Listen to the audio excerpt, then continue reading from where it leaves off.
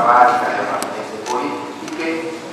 e che esprime il ruolo che ogni sindaco ha, cioè quello di rapportarsi al cittadino, garantire i loro diritti e cercare di lavorare tutti assieme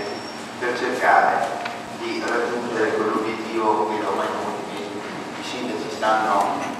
cercando di raggiungere rispetto al dibattito che avviene al Senato rispetto alla finanziaria.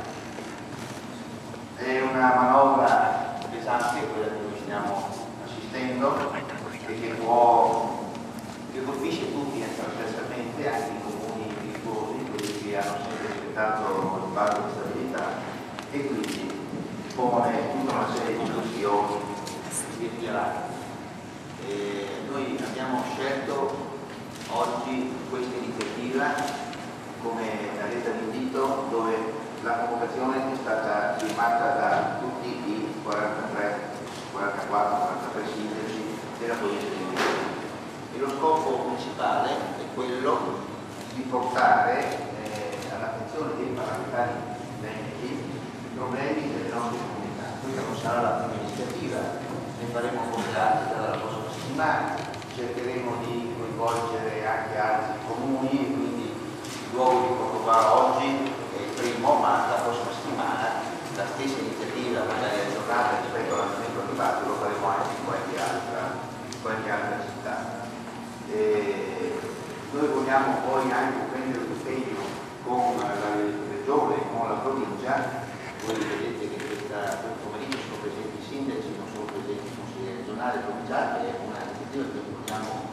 darà proprio sull'esigenza dei sindaci e dei comuni. Quindi se da questa sera ci prendiamo l'impegno di continuare questo tipo di esperienza anche su altri temi, cerchiamo di lavorare assieme a prescindere dalla formazione politica, io credo che possiamo raggiungere un altro risultato. Io l'auspicio che voglio fare è che la voce dei sindaci che sono presenti in questo pomeriggio possa essere raccolta dai parlamentari presenti, alcuni degli esempi che sono giustificati, in modo particolare quelli che stanno lavorando in commissione al Senato e quelli che avevano impegni già presi, perché questa è un'iniziativa che nasce una settimana fa, lo dico con per chiarezza su una situazione che era già stata prevista dalla conferenza dei sindaci per le 3 di oggi pomeriggio, poi è stata spostata alle 5 perché in questa maniera l'abbiamo fatta diventare provinciale.